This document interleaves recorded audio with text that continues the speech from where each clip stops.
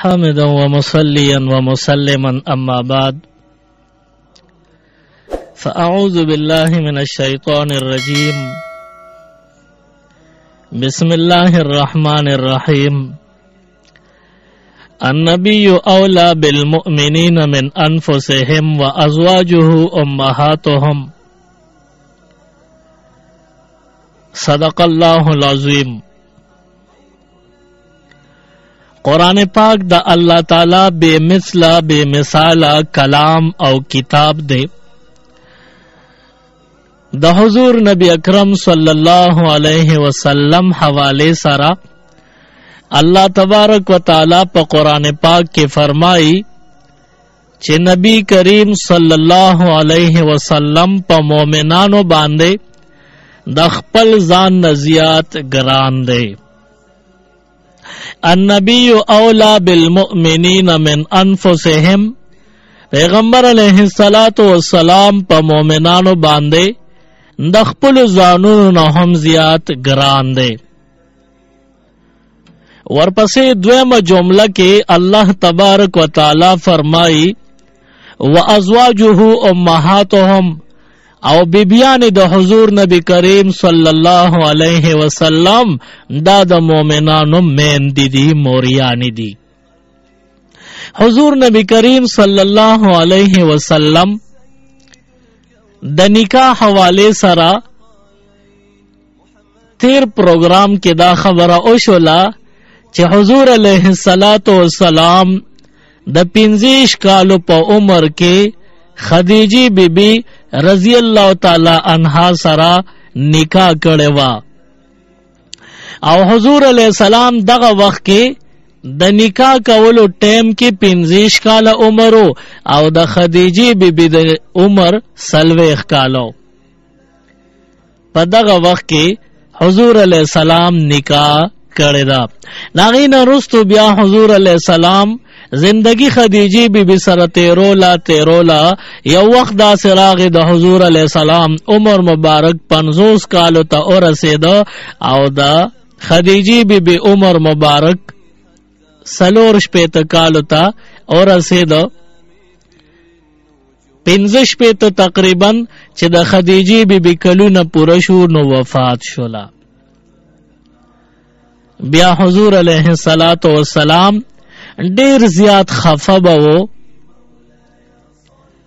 حضور علیہ السلام به خفگان کو، ځکه چې چا باندې د کور حال احوال راټول لے. خدیجه بی بی د حضور علیہ السلام داسی بی بی وا چې حضور علیہ السلام وسره ډیر محبت کړي دے. اوس هغه کور نیمګړی شو او حضور علیہ السلام ته واړه بچی معشومان پاتې شو. اوس د حضور علیہ السلام عمر مبارک هغه 50 کالو ته رسیدلی دی. هغه د الکوانی په شان همت او حوصله نشته دی. دغه واړه معشومان بچیان دي. د هغوی تکلیف ته حضور علیہ السلام نشي کته. حضور علیہ السلام ډیر تکلیف محسوساو چې زما دا واړه بچیان دغه شان بے مور بے اسرے پاتی شو. پدې باندې حضور علیہ السلام به خفگان محسوساو چې حضور علیہ السلام پریشانو. د پریشانه حالاتو تا چار چاپیرا پگاون کې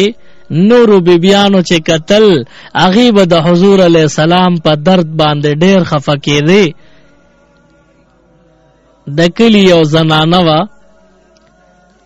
اگر اغلی دا او حضور علیہ السلام تا یو عجیبه انداز کې خبره کوي. دغه زنانه نوم دی خولا بنت حکیم. دا حضرت عثمان ابن مزعون رضی اللہ عنہ بی بی ودا. نو حضرت خولا رضی اللہ تعالی عنہ راغلا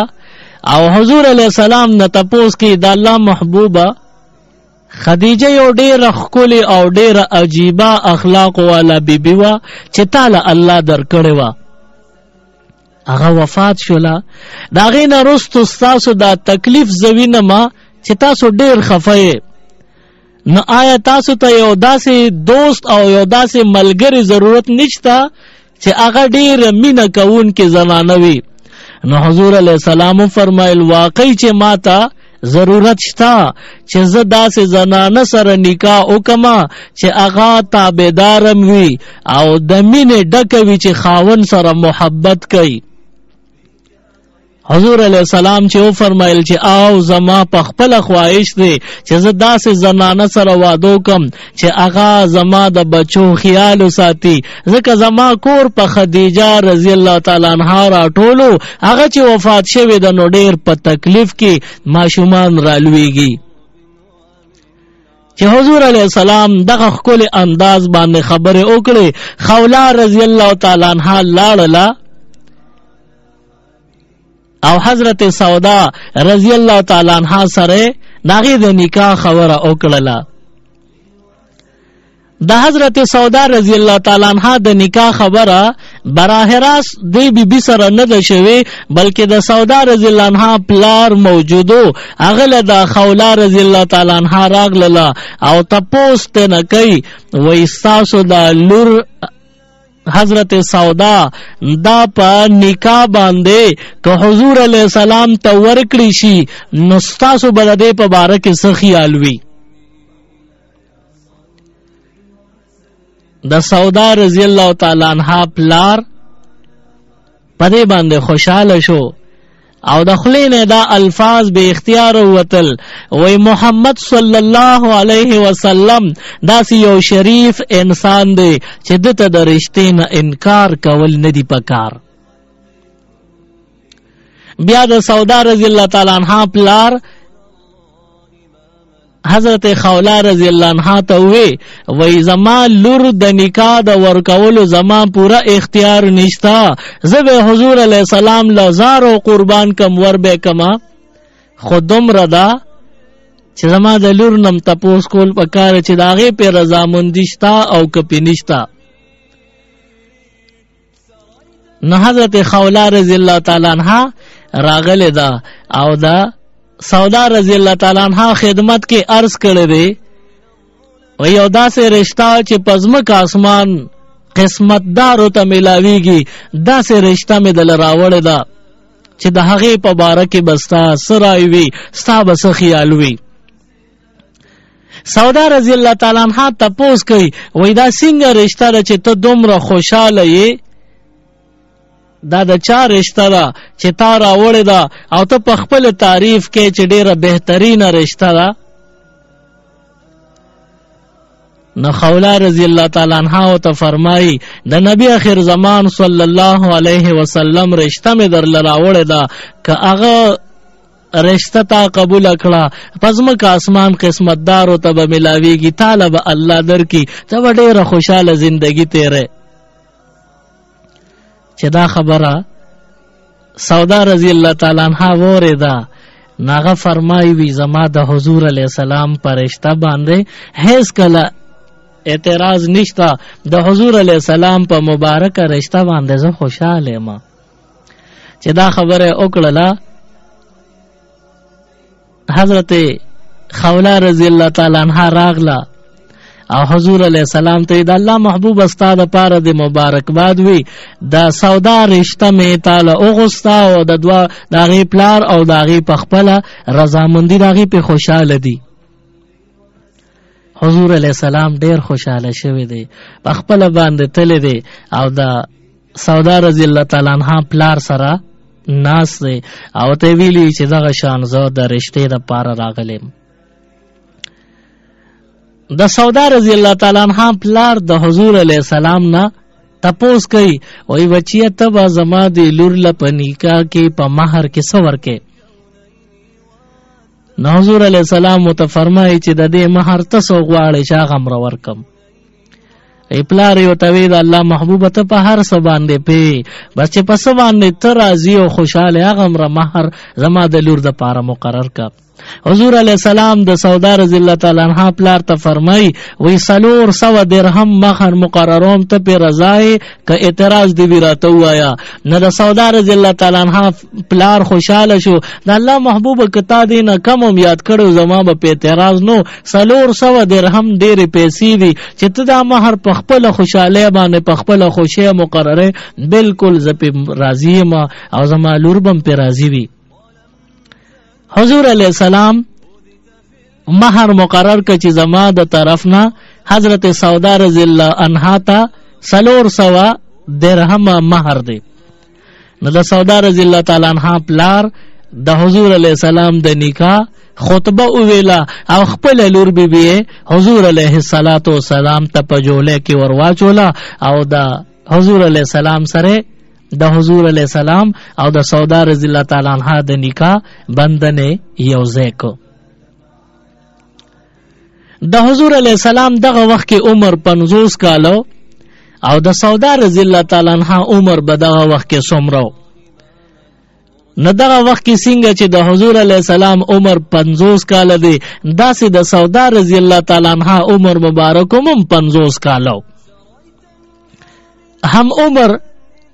حضور علیہ السلام هم 50 کلن دی او سودا رضی الله تعالی عنها هم 50 کلن بیبی دا د حضور علیہ السلام سره د دې بیبی نکاح وشولا. بیا د حضور علیہ السلام او د سودا رضی الله تعالی عنها دا نکاح ولی شوی دا څنګه شوی دا نو دا الله د مخکې نه مقرر کړی دی. په مخ د ځمکه د حضور علیہ السلام چې څومره بیبیانې وي په هغه ټولو بیبیانو کې صرف او صرف سودا رضی الله تعالی عنها له الله هغه مقام ورکړی دی چې نورو بیبیانو ته الله نو ورکړی. او هغه مقام دا دی چې د حضور علیہ السلام د خدیجه بیبی سره اولنې نکاح شوی دا د هغې نه رستو خدیجه بیبی چې وفات شو د هغې نه رستو حضور علیہ السلام صرف سودا رضی الله تعالی عنها سره نکاح کړی دا. نو دا د حضور علیہ السلام دویمه نکاح دا او دویمه نکاح نه رستو نورې څونه بیبیانې مرضی نغه به د سودا رضی الله تعالی عنها په درجه کې ښکته وي. حضور علیہ الصلوۃ والسلام د سودا بیبی سره نکاح وشولا. بنده حیران شي چې حضور علیہ السلام کله نکاح کول خدیجه بیبی سره نو هغه وخت کې د حضور علیہ السلام ډومبه نکاح وا او خدیجه بیبی د دوو خاوندانو نه کونډه شوی وا. نو حضور علیہ السلام اولنې نکاح د کونډې بیبی سره کړی دا بلکې د دوو خاوندانو نه کونډه خدیجه بیبی وا هغه سره نکاح کړی دا. او بیا وروسته چې سودا رضی الله تعالی عنها سره نکاح کړه نو حضرت سودا بیبی هم کونډه وا اوس د چا سره نکاح شوی وا. کتاب لیکلی دی وی سودا رضی الله تعالی عنها د خپل پلار د تر په زوی باندې واده وا. سودا رضی الله تعالی عنها د پلار د تر زوی او پاغه باندې واده وا او د خاوند سکران رضی الله تعالی عنہ نومو. کله چې نکاح د خپل پلار د تر زوی سره وشولا نه دا غین رستو لږه زمانه تیر شو الله ولا یو زوی ور کړو عبدالرحمن نامه وا او هغه زوی بیا را غټ شوی دی او د حضور علیہ السلام سره یو غزا لتلو په هغه غزا کې دغه عبدالرحمن نومي صحابي شهید شوم دی. دا د سودا رضی الله تعالی عنها زوی. نو د سکران رضی الله عنه سره چې وادو شو دا غینه رستو لګه وخت تیر شو یو زویم الله ورکو اوس هغه زویم په قدمونو روان دی قدم اخلي دغه ماشوم رو راغټیږي. سودا رضی الله تعالی عنها خپل خاون سکران رضی الله عنه لراله او ته فرمای یسړی ما بیګا یو ناشنا شان خوب لیدل دی. ما یو ناشنا شان خوب لیدل دی. هغه خوب خاون ته تپوس کوي وسه خوب دی لیدل دی. سودا رضی الله تعالی عنها او ته فرمای وای ما داسې خوب بیګا لیدو چې زه په یو ځای کې ولاړم او حضور علیہ السلام را روان دي زما او ته شاده وی حضور علیہ السلام مال په سټ باندې اسې ګوته راوړی زما سټ له حضور علیه السلام د شان غوته مبارکه ولګولې وی چې دا خوب میولید خاون ته وی حضرت سکران رضی الله تعالی عنہ ته هغه ډډواله وکټ کې ناګانه چې دا خوب یې وریدنو کې ناستو او بیا خپل بیبي ته وی ما ته داسې معلومیږي که ستا دا خوب رښتیا وي تیری شاوې نه داسې معلومیږي چې لږ ورځې پس به زه وفات شم او عدت نه پس به ستا نکاح د حضور علیه السلام سره کیږي د دې خوب دا تعبیر دی سودا رضی الله تعالی عنها پریشان و چې دا ملا څنګه عجیبه خوب ولیده یو څو ورځې چې تیرې شوې دوباره خوب ویني خپل خاوند سکران رضی الله تعالی عنہ لراله یې سړی بیګا مې یو ډیر ناشنا خوب لیدلې دی حضرت سکران رضی الله تعالی عنہ فرمای وی څه خوب دی لیدلې دی وی دا وته فرمای چې خوب مې دالی دو چې بیګا پکټ کې ملاسته ما او د اسمان د طرف نه سپومه راکوشوا سورلسمه سپومه و زما د پاسه را پریوته وی چې دا خوب او وی خاون سکران رضی الله تعالی عنہ ته هغه پکټ کې بیا ډډواله وزر کې ناستو ډیر په ادب باندې او د حضور علیه السلام باندې درود شریف وی بیا خپل بیبي ته وی او یو سور وزي نږدې دي چې زه وفات کېدو والم او د خوب دا تعبیر دي چې ستابه د دواړو جهانو سردار صلی الله علیه وسلم سره نکاح کیږي نه چې دا خوب سکران رضی الله تعالی عنہ دا تعبیر ورک سودا رضی الله عنها لا دا غینه یو سورہ چې تیر شوی حضرت سکران رضی الله عنہ بیمار شو تبه شو او د تبه نو وفات شو کله چې عدت پورا شو نو حضرت خولا راغله د حضور علیه السلام لا اذا الله محبوب داسې ځان لا روز شپې تیرې شپې سبا کې او ستا کور د وړو کور دی او په خدیجه بیبي باندې راټولو یوازې زندگی تیرې نو خنره چې تعالی او داسې میننا که بیبي ملوشي یو داسې دوست ته ملوشي چې د محبت ډکوي او تاسو سره مینه کوي نو حضور علیہ السلام او فرمایل خولاتا وی تسو کیا دے وته وی ز سودا رضی الله عنها یادوم د حضرت سکران بیبی د کونډه شوی دا او زو سو رضی شوی دی چې عدت پورا شوی دی کستا خوخی چې ور سره خبره د لوکما حضور علیہ السلام خولا بیبی ته وی لاړه شو پسې او داغي نه رستو بیا د حضور علیہ السلام د حضرت سودا رضی الله تعالی عنها سره نکاح او شولا سودا رضی الله تعالی عنها د حضور علیہ السلام داسی بیبی وا چې د حضور علیہ السلام د خله مبارک نه کم لفظ بوته پاغه باندې چرته دی اعتراض نه وکړي چته پتندی کې کیر خم نه راغلي پتندی کې گونجوال نه راغلي فورا د حکم د تعمیل په اراده به پاسیدا چې حضور څه فرمایي چې فورا هغه عمل وکما نو حضور علیہ السلام سودا بیبی سره ډیر خولي وخت تیرېده یو 3 کال چې تیر شوی دی بیا عائشه بیبی سره واده شوی دی بیا هغه نه رستو حضرت حفصه رضی الله تعالی عنها هغه سره واده شوی دی خود سودا رضی الله تعالی عنها مقام ته سوکم نه رسیدلی دی نه به ورسی حضور علیه الصلاۃ والسلام سودا رضی الله تعالی عنها سره ډیر خولي زندگی تیرا کړی را او د سودا رضی الله تعالی عنها مزاج کې سادگی ډیر زیاته وا سودا رضی الله تعالی عنها ډیر ساده وا د دنیا په دې خبرو اترو باندې پېنوا یو ځل حضرت عمر فاروق رضی الله تعالی عنہ د درهمونه بوجه ډکه کړ یو تیل ډکه کړي وا او هغه حضور علیہ السلام بیبي سودا رضی الله تعالی عنها لرولې غلا او دا والا دا تحفه او هدیه د حضرت عمر د طرفه نو د خادم نه سودا رضی الله تعالی عنها تپوس کړی دی دا سیدی دی تیل کې ناغه خادم متوی چې دا حضرت عمر را لګل تعالی تحفه وې سیدی پکې وې دې کې د ننا درهم دی دا تیلې ته ډکرا نو دې تندې له چې یا الله توبه دا پیسې دومره ډيري په دنیا کې چې د دې نه خلک د قجرو په شان تیلې ته ډکای د ساده والی انتها وا دې ته پته نه و چې پیسې ملا دومره ډيري کې دي شي چې په بوجه کې وېسو کچي او بیا زر زر د پیسو نه تیله خالی کړه، تیله نسکور بوجه خالی کړه او زر خادمانو ته आवाज وکړ شابه زر د الله په نوم خیرات کې، دا ټول پیسې د الله په نوم باندې صدقه کې خیرات کې. نو دا ډیره ساده وا او د حضور علیه السلام سره ډیره مینم کوله. کله چې حضور علیه السلام په حجۃ الوداع کې یو حکم او فرمایل وی زما د مرگ نرستو، زما د وفات نرستو زما خواهش ته چې زما بیبیانې زما په کور کې کینی او د کورونو نه اسی نوزی. وی چې دا خبره سودا رضی الله تعالی عنها ووریدا، بیا د هغې نه وروسته د حضور علیه السلام وفات وشو. نو سودا رضی الله تعالی عنها د کور نه ضروري کار د پارم نه دوته. نورو خلکو به تپوس کو وی د حج او د عمرې د پاره خو ځکنه. نو سودا رضی الله تعالی عنها او ته فرمایل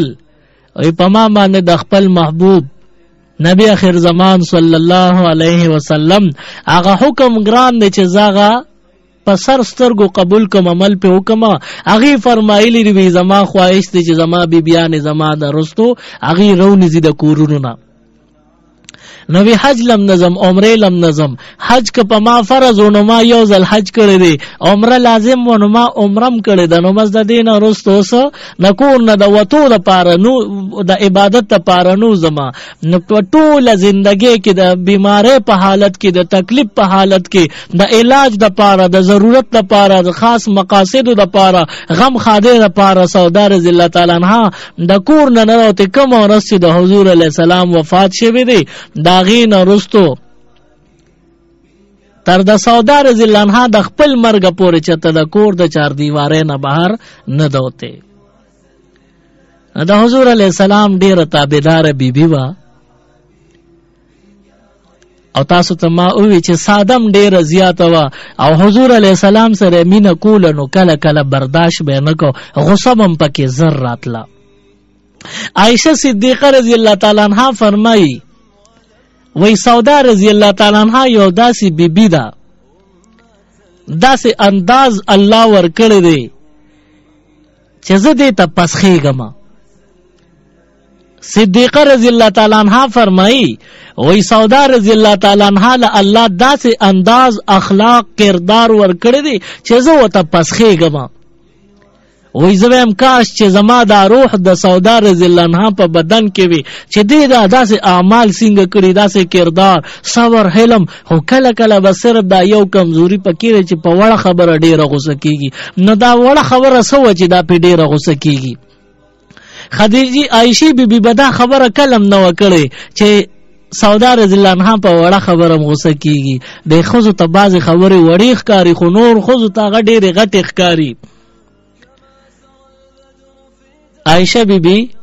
د سودا رضی الله تعالی عنها تعریف کوي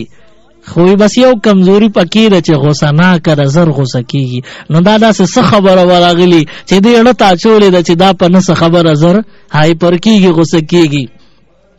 دا یو واقع شوی وه، د هغې نه وروسته دې په زړه باندې چولې وه چې سودا کار څنګه ده خو غوسه نه کړه. هغه داسې چلو. یو ځل د حضور علیه السلام ګڼې بیبیانې وې، نو نمبر په نمبر یو ورځ او یو شپه به یوې بیبي سره تېروله، بیا په سبا باندې یو ورځ او یو شپه بلې بیبي سره، بله ورځ او شپه به بلې بیبي سره، نمبر په نمبر یې مقرر شوی وي. نو حضور علیه السلام سودا رضی الله تعالی عنها کره تللی دی، وی د دې نمبر دی. نو سودا رضی الله تعالی عنها د حضور علیه السلام د راتلو نمبرو نو دې بیبیانو به وی چې کمی بیبي سره حضور علیه السلام ناستی نو بله بیبي به بیا مخ کتول هم نه راځي. دی به نه برداشت کول، وی چې زما نمبر دی نو زما په نمبر کې زه بالکل نه برداشت، څوک به هم نه راځي چې زه د بل په نمبر نه ورځم نو زما په نمبر به هم څوک نه راځي. هرې بیبي د حضور علیه السلام سره بې کچه محبت کړی دی. نو د حضرت سودا رضی الله تعالی عنها باری او نمبرو عائشی بی بی زړه صبر ونکړ د حضور علیه السلام ملاقات چې زما بیا نمبر راځي هغې کې خو به ډېرې ورځې شپې تېرې شوي نزړه صبر ونکړ ښکلې مزېداره حلوا یې پخه کړله او یو پلیټ کې واچوله او سودا رضی الله تعالی عنها کرے روڑا او سو ګوري مخامخ حضور علیہ السلام کټ کې ناس تشریف فرما دی او سودا رضی الله تعالی عنها د کټ پلنګ باندې ناس ته د خپې ښکته ځوړندې پزمکا خپې لګېدلې دي او د کټ پلنګ یو وړخته ناسته ده نو چې حضرت عائشہ صدیقه رضی الله تعالی عنها کور ته راننوته د حضور علیه السلام په چهره انور مبارک باندې نظر پریوته نو حلوا یې زر په منډه راوړه حلوې باندې کړې و حلوا مقصد یې نو چې راوړم خو صرف او صرف چې زه حضور علیه السلام ووینم دا پکې یو اضافي ملاقات شي د خپل نمبر نه علاوه نو حضور علیه السلام ته کټ کې هغه حلوا کېښوده او حضور علیه السلام ته عایشې بیبي وفرمیل د الله محبوبه د حلوا را باندې ډېره ښو لګېده ما چې خپل جانان له یوسمه چې هغوی هم دا حلوا وخوري اخوا دا اوس هلته سودا رضی الله تعالی عنها تندي ته م ګوري د هغې په زړه باندې چې څه تېرېږي هغه دا دې په خپله مطالعه وکړه چې ښځه راته ډېره غوسه ده چې دا ما خو غلطۍ کړې دی او اخوا سودا رضی الله تعالی عنها په زړه زړه کې غوسه د غاښونه چې زما وار او زما نمبر دی نو ستا له څه پکارو او ستا ته څه ضرورت و چې ته رالې او زما په نمبر کې حضور علیه السلام کره رالې حضور علیه السلام له رالې او خوراک دې وله راوړه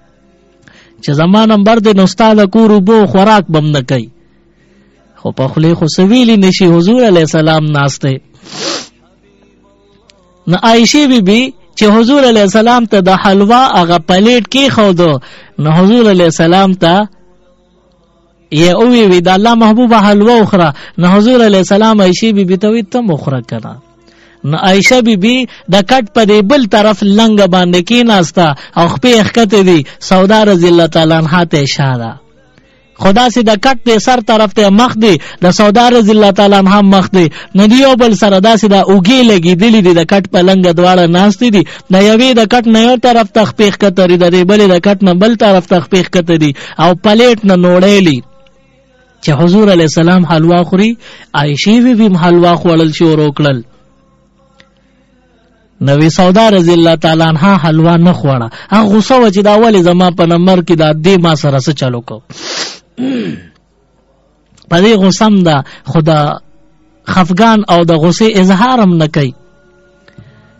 وی عایشه بیبي ورته وایي چې سودا ولې داسې خفه پریشانه ناست دی ستا طبیعت خراب دی وایي نه خفه نیم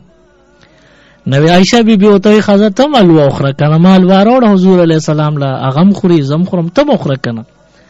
وایي سودا رضی الله تعالی عنها غوسه و داسې یو موقع وواله وایي نه یې خورم وایي عایشه بیبي ورته وایي چې څه حلوا مې راوړه ته نه خورې عایشه بیبي چونکې ډېره کم عمره وه هغه بچګانې په شان انداز یې وکړو ماشومان چې څنګه ضد کوي دغه شان یې سودا رضی الله تعالی عنها چېړله وی ته حلوا نه خورې شا به خورې به هغې ورته وایي چې اړوې خورم نه او د کټه پاسې وي زه اړو خورم نه نو حضور علیه السلام پوه شو چې سودا غصه ده یا خفه ده خو په دې چل باندې نو پوه چې دا د عایشې رضی الله عنها بېټیمه د راتلو په خبره خفه ده نو عایشه بیبي د حلوا یو نوړی جوړه کي او پاسې ده وی سودا دا حلوا د له خوله کې در کوم شا به خوله آکه چې درې کم خوله وازه که ای سودا رضی الله تعالی عنها خوله بنده که چې اړی خوله وازوم نه اړی خورم نه ای دا ورپسې ورپاسې ده چې څه وی چې زه د له خوله کې حلوا در کوم ته یې نه خورې شا به خوله وازه که هغې ورته یې نه خورم نه دا ورته وایي تا که خوله وازه نه کړه حلوا دې ونه خوړه په مخ به مې دله مږلي ګوره شا به زر آکه وخوره حلوا هغې ورته وایي چې زه اړو خورم نه هغې به وایي خورې به دې ورته وایي نه خورم اوس حضور علیه السلام کټ کې ناست دی پوټې پوټې د ښي لاس د مسواکې ګوتې په سر پوټې پوټې حلوا رالي په ژبه م ږدي او د دې بیبیانو خپل منځ کې چې لړاکره د دې تماشه م کوي دغه تماشې کوله عایشه بیبي وی حلوا به خورې هغه ورته وایي نه خورم وی ورته یې وایي چې په مخ یې د لمږ م که دی ونه خورې هغې ورته یې نه خورم هغې دې وله هغه حلوا راوایي په یو مخ او په بل مخ یې وله راښکه چې حلوې وله په یو مخ او په بل مخ راښکله نو په دې باندې سودا رضی الله تعالی عنها هو اسه اخیری حد تیرا رسول و خفم و او پجړاش وتا اخر صبر ونکو او چې پجړاش وتا نو حضور علیہ السلام لراله وی دا الله محبوبه دی عائشہ ته لګو ګورا مال یو ګورا مخخا کال ویراله په مخراخ کا حضور علیہ السلام داسې پوټی شان ډډواله رانیخ شو او وی سودا رضی الله تعالی عنها ته یو قسم خاموش اجازت ورکوي چې سیر سره وکړه داسې وسره تمو کا نو حضور علیہ السلام خاموش اجازت دا ورکړه د قران یو آیت او تو فرمای جزاء سیئه مثلها چې چا د سره څنګه سلوک کو مقشان لاغې نه زیاتینا خو مغم رسولوک وسره تم کول شي نو ویزر سودا رضی الله تعالی عنها پلیټ تلاش کلوي تیرو چې تکړه او یایشي ویلې پدواړو مخوان راخ کوي څنګه مې د نه بدل واغښت نو ګوره دا د حضور علیہ السلام د بیبیانو حالات دي حضور علیہ الصلوۃ والسلام بیبیانو سره اتحاد سره وخت تیر کړی دی او د دواړو بیبیانو ترمنځ څومره د عدل او د انصاف وخت تیر کړی دی چې ته بیبیانو کې یوې بیبي له ډېر ټیم او بلې بیبي له لږ ټیم نه دی کړی هرې بیبي له به پورا مینه ورکوله او بیا چې بیبیانو کې خبره به راغله نو حضور علیہ السلام به ټولو خبرو کې د انصاف پسنده خبره کوله انصاف به ډیر کو یو ځل وی عائشہ بیبي پخپل چې پیراغله عائشہ بیبي نمبر حضور علیہ السلام وکړه ناشته او د خوراک څخه ټیم دی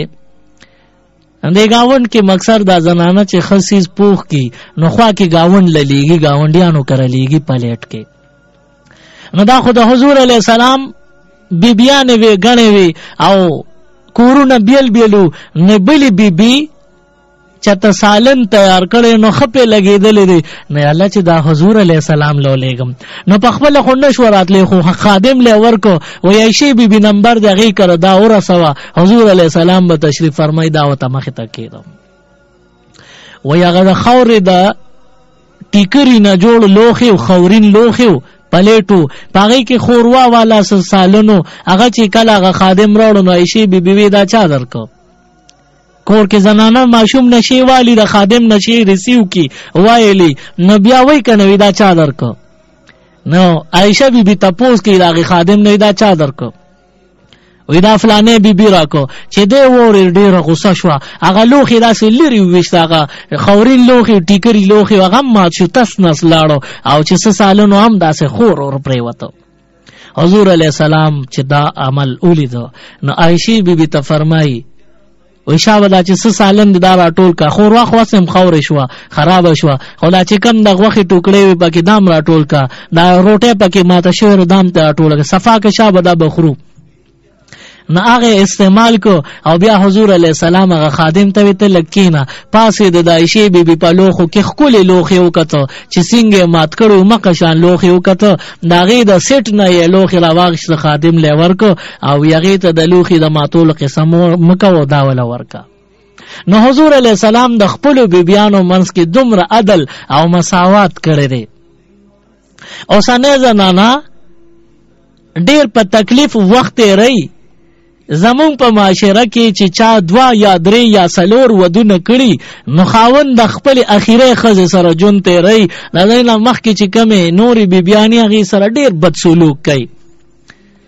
اخیری خزه مې زکه وی کوي او خاوند 2 خزي کړي نو دا کوم چې رسو کړي د دینه د ډنډې د پکې ستاویږي او مخ کې خزه باندې خوري واړي دغه پروام نه کوي اخیری لفظ چې مې وې که یو خاون سلور خزي کړي درې سلور مې ډیر خیال ساتي ځکه دا لیټس او اخیره ده او داغه نمخ کې غدري خزي پاغي خوري واړي هغه پروام نه ذاتی نو د دوه خزو خاون د خزو منځ کې عدل او مساوات نه کوي په دې بیان کې تاسو ته د حضور علیہ السلام زندګي کې هغه د عدل او د مساوات سبق ملو شو نه چې د دوه خزو منځ کې خاون عدل انصاف نه کوي حضور علیہ السلام فرمایي د قیامت پر ورځ دی یو بنده په دنیا کې یوې خزه ته قتل بلې ته نه قتل نو د قیامت پر ورځ به د داسې سړی نیم بدن سخاوي بدبودار وي د محشر خلق بموي خدای د دې ګن نه پناه راکې او د سخا بین دې نه مونږ ته نجات راکې دوه خزو خاون چې انصاف پکې نه وي نو حضور فرمایي په ورځ د محشر به نیم بدن سخی. دا اوسانه خوځي دي چې دوی ته وې چې خیر دې ته صبر کوا او الله به د خاون نیکو ته پام کی. ما یې زنانه ته وی خیر دې ته صبر کوا او دا خاون به دې سم شي ان شاء الله. او دا کمه خزه چې دویمه خزه تانه دا خاون د غشته رو دغه نتاویږي ان شاء الله خدای به پام نیکو ته کی او کنه کو ته نشو ته په دې سختو حالاتو صبر کوا. او حدیث مبارک می ته وی چې نیم بدن به اسخی ناغوي استاد خدای دې نیم بدن نه ټول بدن ولسخا کی پمن کوړن کی. نه دا خزه دومره د خاوندانو نه خفای چې دا خاوندان عدل او انصاف نه کوي. نو حضور علیه الصلاۃ والسلام د عدل او د انصاف سبق او تعلیم مونږ تاسو لرا کړی دی. په کار داري چې مونږ د حضور علیه السلام د بیبیانو د زندګۍ نه هم یو سبق واخلو چې د حضور علیه السلام بیبیانې دا څومره مینه کوله د حضور علیه السلام سره.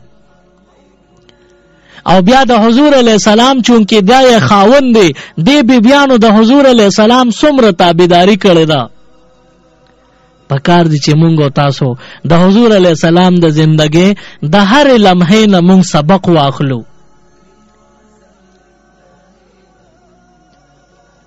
سودا رضی الله تعالی عنها او د حضور علیه السلام نورې غني بیبیانې په مجلس کې یو ځل ناستې وي. ټولې بیبیانې را یو ځای شوې وي او حضور علیه السلام منځ کې تشریف فرما دی ناستې. دا بیبیانې د ناز او د ادا خبرې کوي ښکلې ښکلې خبرې کوي او حضور علیه السلام د هرې بیبي د ښکلو ښکلو خبرو جوابونه هم کوي. یوی بیبی ته تپوس کړه الله محبوبه مونږه 9 واړه موجود یو 9 بیبیانې موجود یو تاسو موجود یې مونږ ټول ته وګوره په دې ټولو کې کوم یو ټولو نه اول مړ کېدونکې ده کوم یو به اول مري. وی حضور علیه السلام په غپ کې داسې اشاره کې ضروری خبره و خو د غپ په انداز کې وته فرمایله وته وی دا کمی بیبي چې لاسونه ډېر وګدوي هغه وړم به مري. تاسو نه واړو کې هغه بیبي به اول مري کوم چې لاسونه وګدي. وی د ټولو بیبیانو وی چې ګنې دا ظاهري لاسونه دی دا بدن لاسونه اندامونه دی چې دا چا وګدي نو دا به بیا زر مري اول به مري. نه اره بیبي بلې بیبي سره لاسونه ناپ کول شروع کړ. ټولو بیبیانو خپل خپل لاسونه ناپ کول. هغه اتفاق ته ګوره د حضرت سودا رضی الله تعالی عنها لاسونه مبارک وګدو خطل. او حضور علیه السلام د بیبیانو د لاسونو ناپ کولو ته ګوري خاندي مسکا فرمایي او دی خو بیبیانې لګیاري د حضرت سودا لاسونو ناپ وګورو خطوي د دې لاسونو غټ دا به اول مري.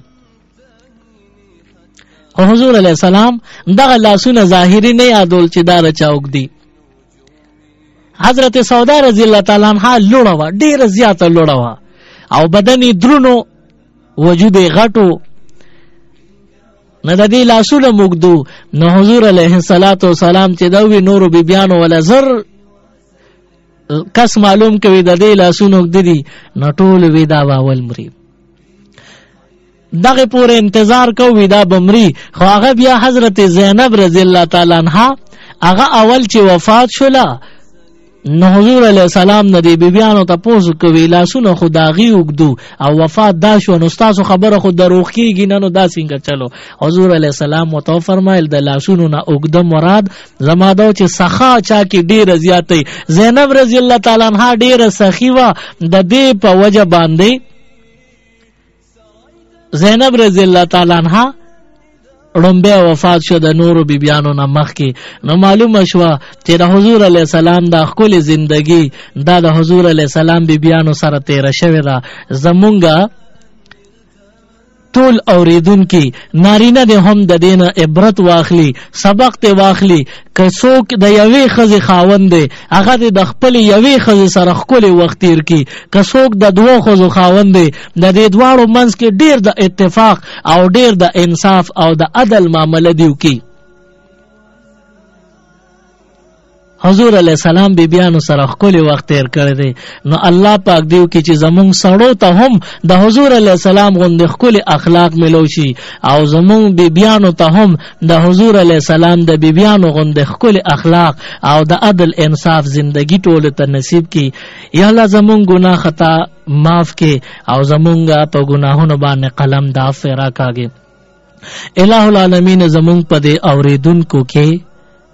سو خلق قرضدار دی، الله د ټولو قرضونه خلاص کی، ضرورت پوره کی. څومره خلق مشکلات سره گیر دی مخ دی، الله دغه مشکلات حل کی. زمونږ په دې اوریدونکو کې نارینم شتا زنانم شتا،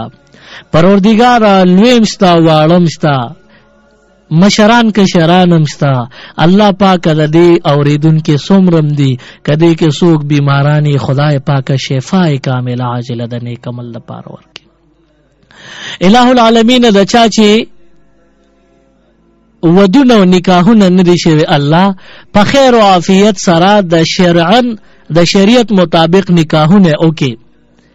د کوم خلکو ودونه شوی دی، الله هر قسمه اولاد د نغواړي د خیر او عافیت سره خپل اولاد ولور کی. او چاله د اولاد ورکړ د پروردگار د دین بوزغلی وګرځي، د مور پلار د سترګو یخوالی وګرځي، د آخرت د عذابونو نه د نجات ذریعہ وګرځي.